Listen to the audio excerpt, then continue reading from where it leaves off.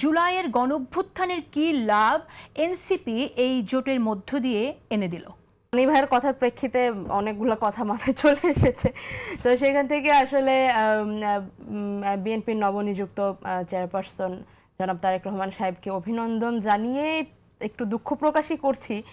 বেচারার কাঁধে পুনরায় বিকল্প নেই ট্যাগ চলে আসছে। আসলে বাংলাদেশে যাদের ওপরেই বিকল্প নেই ট্যাগ লাগানো হয়েছে তাদের পরিণতি সম্পর্কে তো একটু দেশের মানুষ সেখান থেকে রনি ভাই প্লিজ আমি ইন্টারাপ্ট করে নিই আপনার কথার মধ্যে।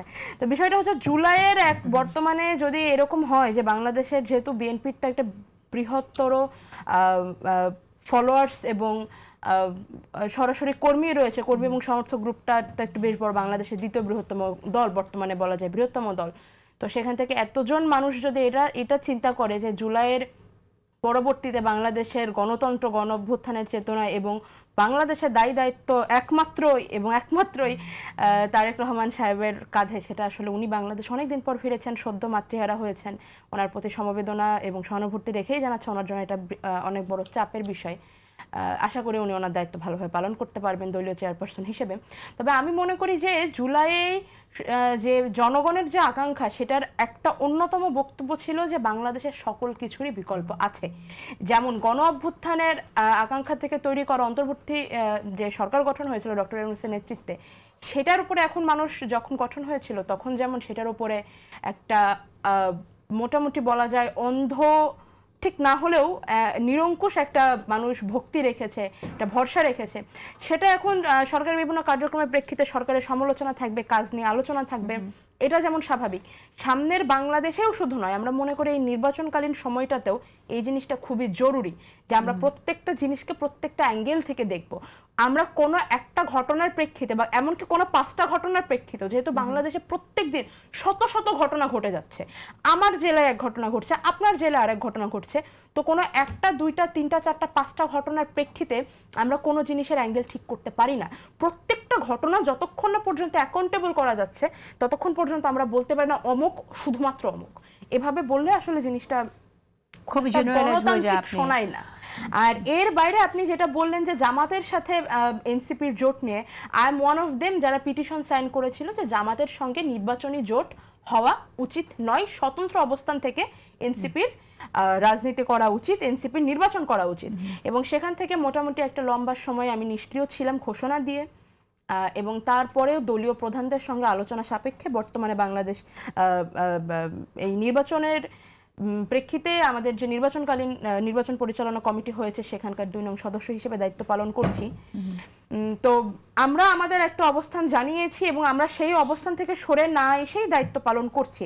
এখান থেকে বলতে পারি যে আর যেটাই হোক না কেন মানে ইন্টার পার্টি যে ডেমোক্রেটিক্যাল যে প্র্যাকটিস, সেটা অন্তত আমি বলবো আমি আমার দলে বিরোধী মত প্রকাশ করতে পেরেছি, আমার দলে আমার বিরোধী মত প্রকাশ করেও আমি সেখানে আমার দায়িত্ব পালন করতে পারছি। তো আমি মনে করি যে আমাদের যে ইন্টার পার্টি ডেমোক্রেটিক প্র্যাকটিস যেটা, এটা এনসিপিতে আমরা বেশ ভালোভাবে চর্চা করতে পারছি। ওকে, ঠিক আছে, কিন্তু আমার যে প্রশ্নটা সেই প্রশ্ন উত্তর আমি পাইনি। এটা ভালো কথা যে আপনি ইন্টার পার্টি যে ডেমোক্রেটিক প্র্যাকটিসটার কথা বলছেন, আপনি আপনার প্রতিবাদ জানিয়েছেন, কিন্তু আলটিমেটলি দেশের লাভটা কি হবে এই গণতন্ত্রের চর্চার মধ্যে দিয়ে, সেটা আমি শুনতে চাচ্ছি। এখন নির্বাচনী জোট জামাতের সঙ্গে যার ব্যাপারে আমি ব্যক্তিগতভাবে খুব একটা খুশি না, এবং আমি আমার দলের অবস্থান এখানে জাস্টিফাই করছি ব্যাপারটা এমন, আমি জাস্ট বক্তব্য সেটা বলবো যে এই জোটের মাধ্যমে জুলাইয়ের সম্মুখ সারির নেতৃত্বের সংসদের সম্মুখ সারির অংশগ্রহণের একটা সুযোগ তৈরি হয়েছে। এবং আজকে আমাদের যে সমস্ত নেতৃবৃন্দ এনসিপির শাপলাকড়ি মার্কা নিয়ে যারা বাংলাদেশের এই জাতীয় নির্বাচনে অংশ নেবে আগামী 2026 জাতীয় নির্বাচনে, তারা প্রত্যেকেই মধ্যবিত্ত জীবনযাপন করে উঠে আসা, দীর্ঘদিন রাজপথে থেকে তরুণ রক্ত প্রভাবিত করে তারা আন্দোলন করে সরাসরি স্লোগান দিয়ে সরাসরি মার খেয়ে সরাসরি রাজপথে ছাত্রলীগ এবং আওয়ামী লীগ ফ্যাসিবাদের আঘাতপ্রাপ্ত হয়ে উঠে আসা, এই একেবারেই ইমিডিয়েট প্র্যাকটিক্যাল এক্সপেরিয়েন্সটা সংসদে যাবে। এই প্র্যাকটিক্যাল এক্সপেরিয়েন্সটা আরো অনেকের প্রতিনিধিত্ব করবে। জুলাইয়ে যেই ছেলেটা আমার জেলাতে, আপনার জেলাতে, সেটা আপনি মনে করছেন যে এটা লাভ হবে, এই লাভটা হবে? অবশ্যই লাভ হবে। কারণ সেই লাভ যদি হয় তাহলে আপনি কেন এই ডিসপিউটটা কেন দিলেন, আপনি কেন প্রতিবাদ করলেন?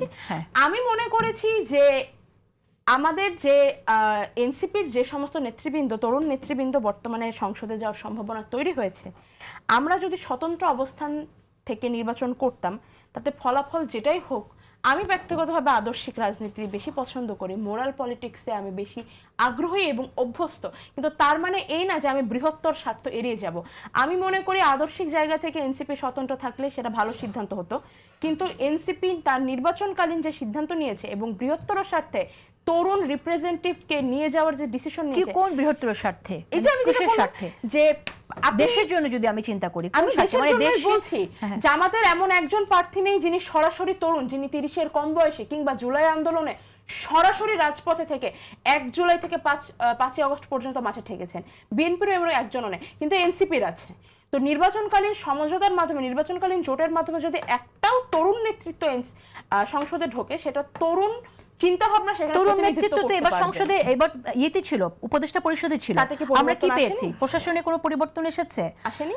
কি প্রশাসনে পরিবর্তন এসেছে? আমরা তো প্রশাসনে আপনাদের যে দল যে জোটে আছে সেই জোট থেকে তো বলা হচ্ছে প্রশাসন নিরপেক্ষ, প্রশাসন নিরপেক্ষ না। ছাত্র প্রতিনিধি উপদেষ্টা প্যানেলে ছিলেন, এটা আমার বক্তব্য না। আমি গ্রামে গঞ্জে দেশের মানুষের কাছে যেখানে যেখানে গিয়েছি, সেখানে আমি শুনেছি যে এই 3 জন উপদেষ্টা যতদিন ছিলেন ততদিন পর্যন্ত থানাতে গেলে একটু হলেও সাধারণ মানুষের কথা আমি এখানে দুঃখের সাথে আমি বলছি, এখানে আমাকে বলতেই হচ্ছে, গণমাধ্যমে সেরকম কোনো চেঞ্জ আসেনি। আপনি নিজেও বলেন এস্টাবলিশমেন্টে কোনো চেঞ্জ আসেনি, গণমাধ্যমের দায়িত্ব যে নিয়েছিল সেটা আপনাদের একজন উপদেষ্টা। অত্যন্ত দুঃখের সাথে বলতে হচ্ছে যে এই এস্টাবলিশমেন্টে ভেঙে দেওয়ার কাজে তিনি পারেননি, কাজটা করতে পারেননি, হয়তো সহযোগিতা পাননি, যে কারণে হোক না কেন, এবং অন্যান্য জায়গাতেও আমরা কিন্তু আরো অন্যান্য কিছু অভিযোগও আমরা শুনেছি, যে অভিযোগগুলো গণঅভ্যুত্থানে থাকা, সম্মুখ সারিতে থাকা কোনো তরুণ নেতার বিরুদ্ধে আসাটা দুঃখজনক। সেই অভিযোগগুলো আমি মনে করি যে বাংলাদেশের এই উপদেষ্টা প্যানেলে বর্তমানে যতজন উপদেষ্টা রয়েছেন, তাদের অনেকের চাইতে, অনেকগুলো মন্ত্রণালয়ের চাইতেই এই 3 জন তরুণ উপদেষ্টার মন্ত্রণালয় ভালো কাজ করেছে।